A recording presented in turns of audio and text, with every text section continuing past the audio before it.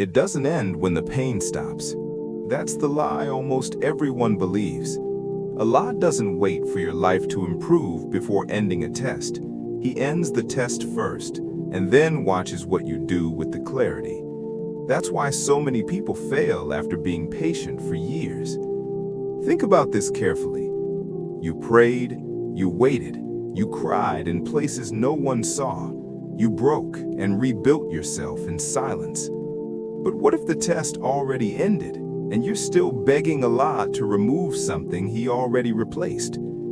Here's the uncomfortable truth most people never consider. What if Allah already answered you, and the delay you feel now isn't from Him, but from your inability to recognize His response? Most people expect Allah's help to be loud, obvious, dramatic.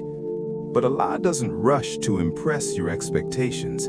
He reshapes your perception. And the first sign that your test has ended does not appear in your circumstances. It appears in your heart. Miss that sign, and you may unknowingly reject the very mercy you begged for. Because when Allah removes a test, He also removes your excuses. And not everyone is ready for that. Let me disturb your comfort for a moment. Why do two people face the same hardship, yet one comes out humble, disciplined, closer to Allah, while the other comes out bitter, impatient, still confused? Same test, different ending.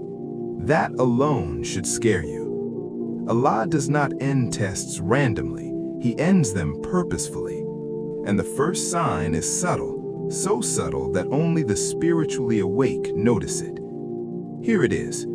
Your emotional weight shifts before your reality does. Not relief, not ease. You still wake up with uncertainty, but it no longer crushes your chest. You still don't have answers, but the panic is gone. You still face pressure, but something inside you has stabilized. That silence, that internal stillness is not numbness, it's not distraction. It is Allah loosening the grip of fear on your heart. Now be honest with yourself. When something goes wrong now, do you spiral the same way? Or do you recover faster? When delays happen, do you accuse Allah in your thoughts? Or do you pause? That pause is not weakness, it is maturity.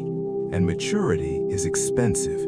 It costs pain. Allah does not test to break you.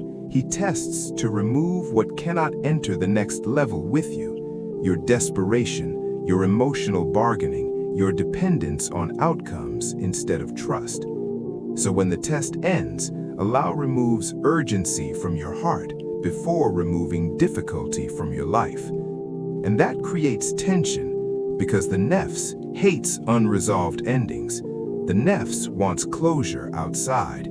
Allah gives clarity inside.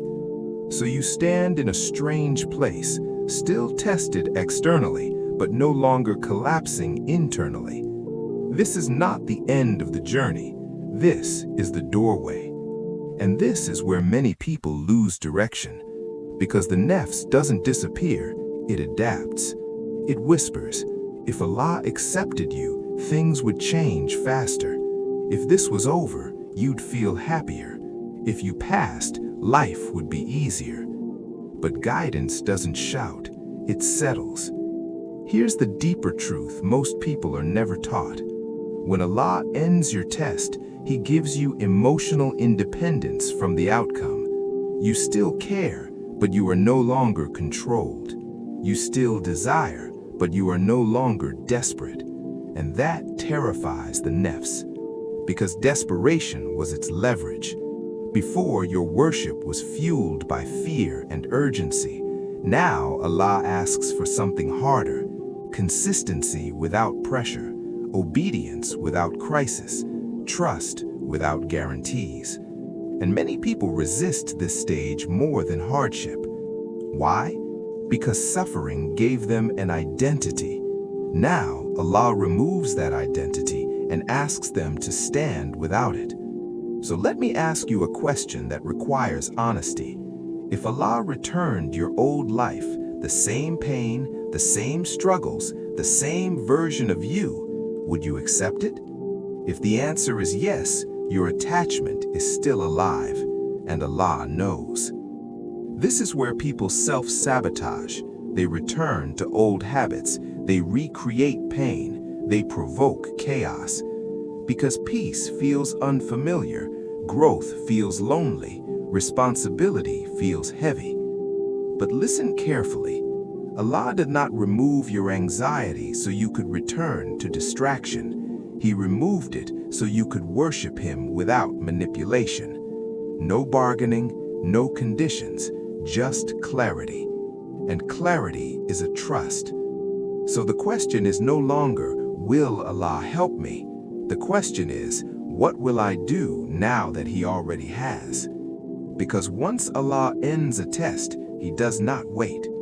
The calm you feel is not a reward, it is a deadline. Before, Allah tolerated confusion. Before, He tolerated inconsistency. Before, He tolerated excuses born from pain. But after clarity arrives, those excuses expire. This is where mercy is misunderstood. Mercy is not endless delay. Mercy also comes with expectation.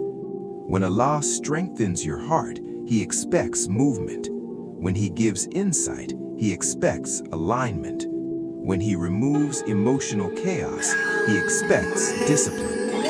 Allah does not elevate without increasing accountability. The closer you get, the less ignorance protects you. You can no longer say, I didn't know, I wasn't ready, I was too exhausted. Allah already healed the part of you that hid behind those excuses. Now comes the most dangerous phase, comfort. Not ease, comfort. Your life may not improve immediately, but your tolerance does. And tolerance can deceive you. You start saying, I'm okay now, but okay is not the goal. Obedience is. If Allah carried you through hardship, what excuse remains for laziness, instability? If your iman survived pressure, why would it collapse in calm? Many people survive the storm, but drown at the shore.